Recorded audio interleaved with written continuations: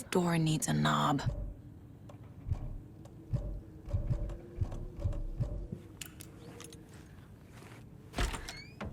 A security computer. The Koskela brothers aren't just in the cult. They're its damn leaders.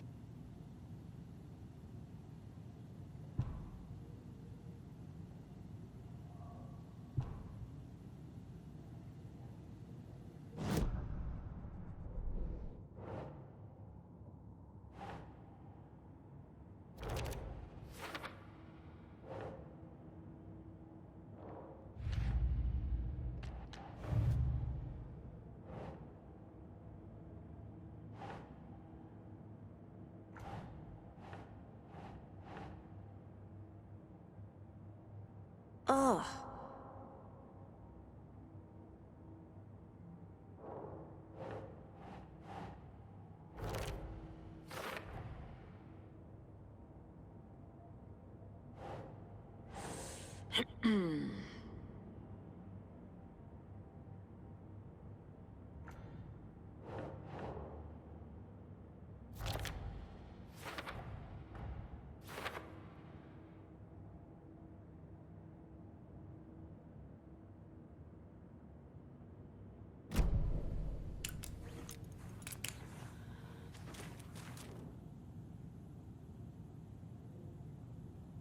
Day, then month. He uses European formatting.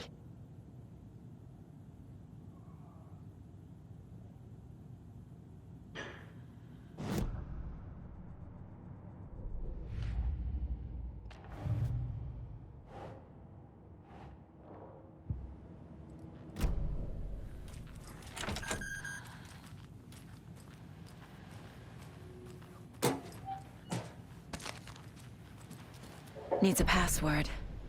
And a warrant, technically. But hey, desperate times.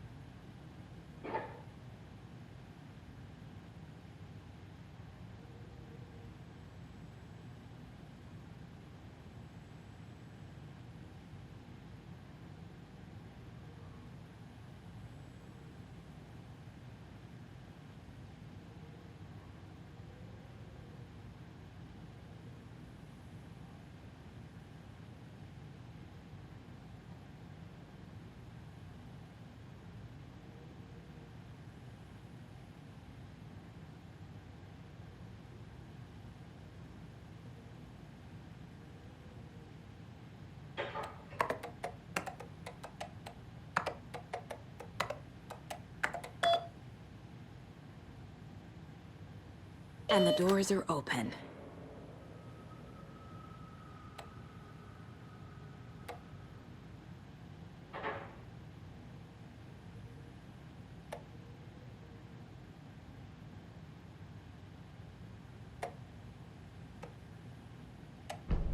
There's Tor, and he's out of his mind.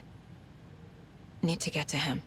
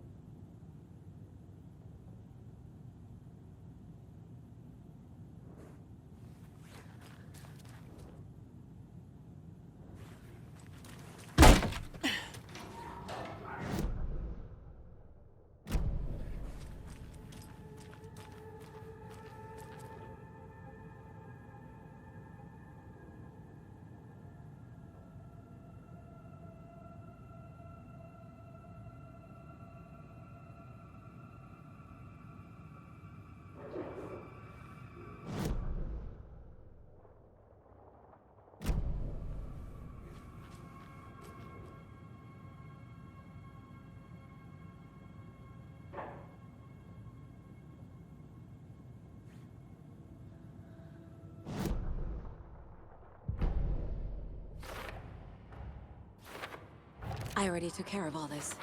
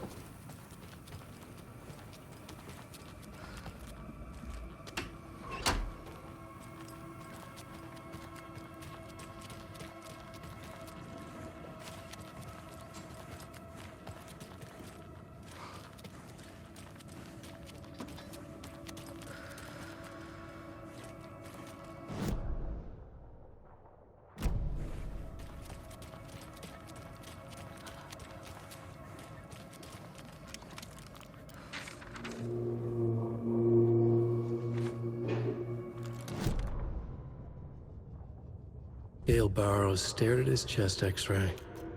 It was in his left lung. It felt like a black hole, an opening to darkness. He felt like he was drowning. He coughed and coughed and coughed. So hard his whole body and soul felt twisted and mangled, upside down and inside out. With every cough, the black hole grew bigger. It felt good. It tore him up, but it felt good. Gale was dying. The black hole was sucking everything good out of him. He imagined looking through it, into the darkness. The black hole grinned. Gale couldn't escape its gravity. He worshipped it. Gale sacrificed to it. In blood.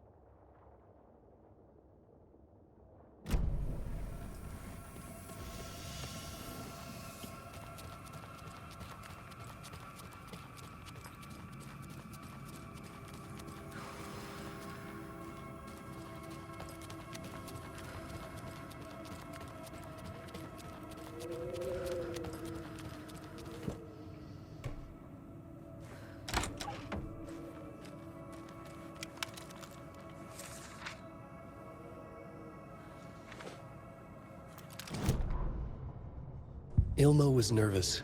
His palms were clammy. He lowered his phone. Mulligan isn't picking up.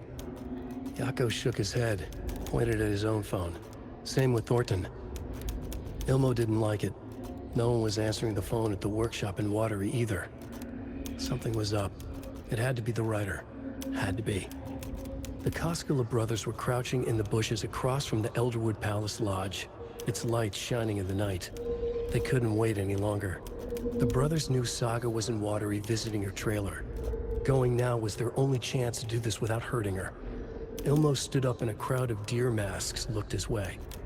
Okay, this is it. The writer is the target. Take him down and it's all over. Only shoot the Fed if you have to. This is our big moment. We watch in the night. The crowd murmured the chant back to him. Ilmo turned his face to the hotel. He could see Saga's partner in the window. Ilmo slapped his brother on the shoulder. The brothers donned their masks. The cult of the tree was ready.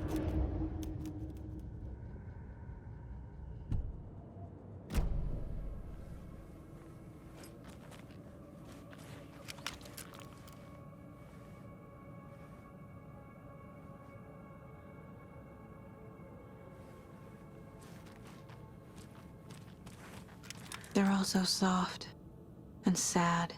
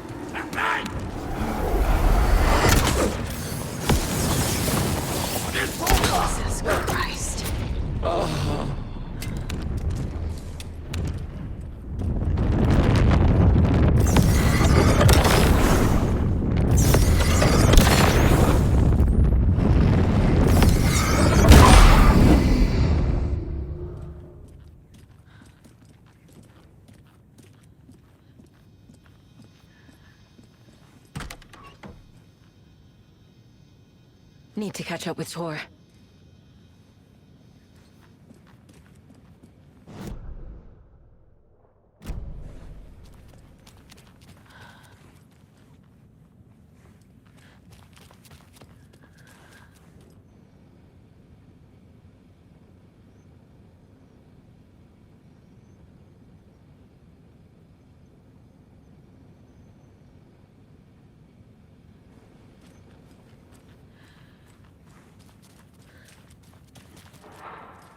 This must have been Tor's.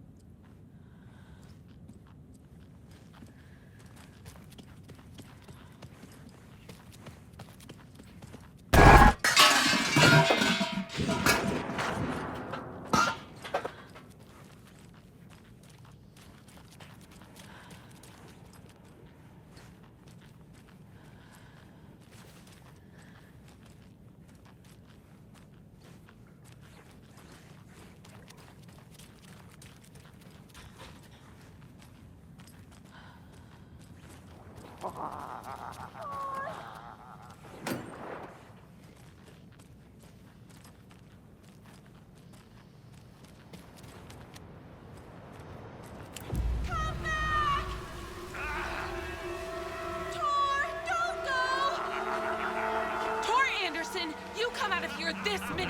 That water is bad for you! Tor, wait!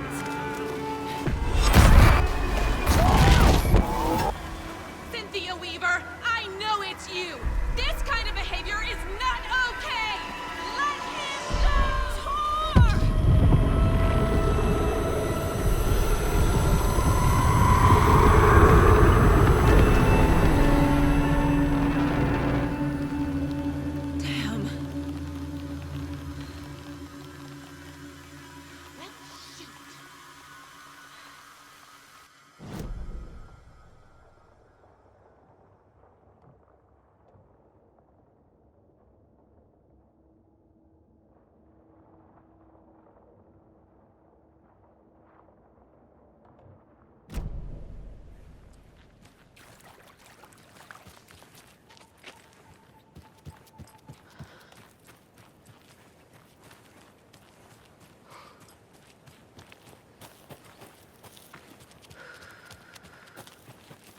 What was that?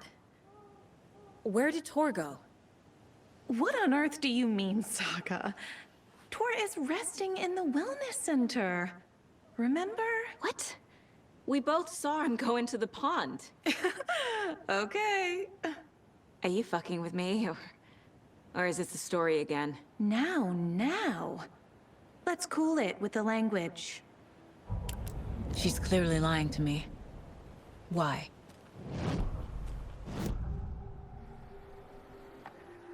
Rose watched Tor go into the pond. Why is she lying to me? The secret mission for Alan's #1 fan. The hero will say Wake has returned. We're all characters in his story. Gee whiz. I'm not his fucking character. But I can use that phrase to make Rose stop lying to me. Wake has returned. Cynthia took Tor. What happened to her? When the darkness touches your head, your bookshelf gets shuffled. I put her lamp in the shoebox.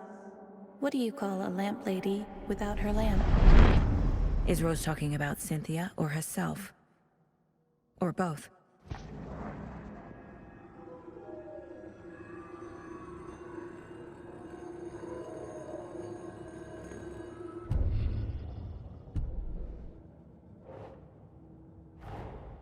Tor disappeared into the pond. It's another overlap. Has to be. How do I get inside?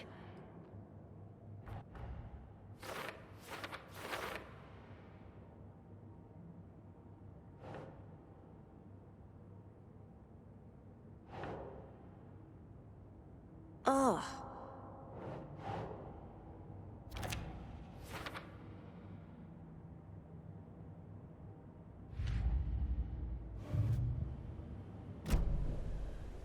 Rose. Wake has returned. Oh my God.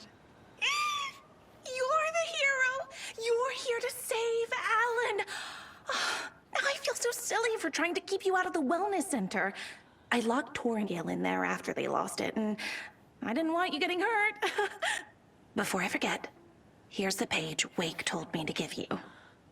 Oh, and you'll need my keys to get around.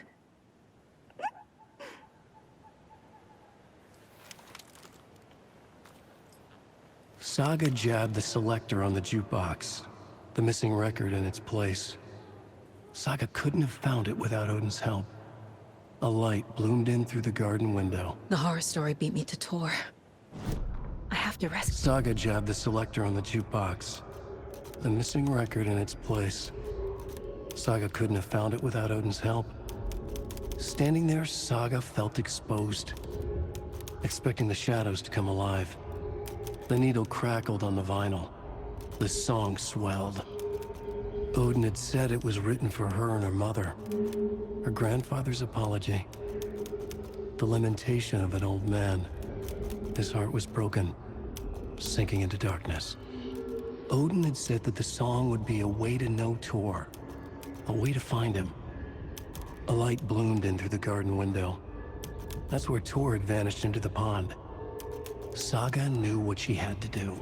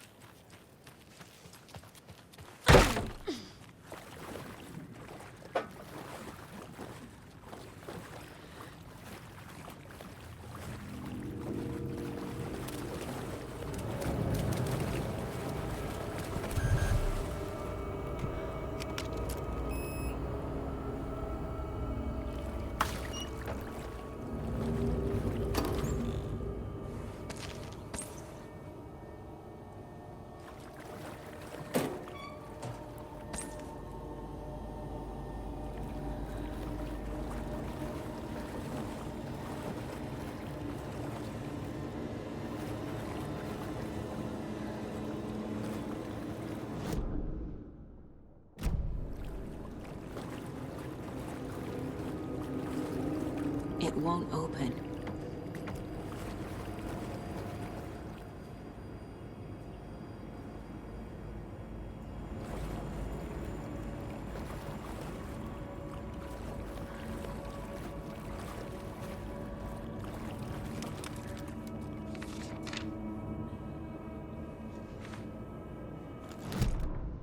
Wheeler used to be the agent of a manic-depressive celebrity writer, Alan Wake.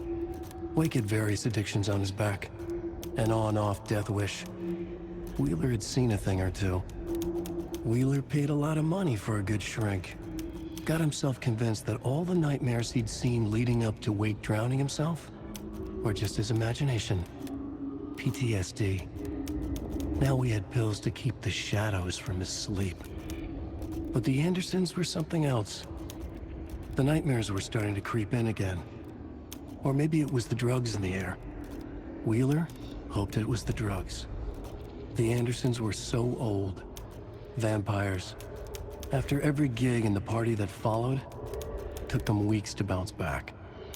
And they never did completely. Each time Wheeler expected them to croak.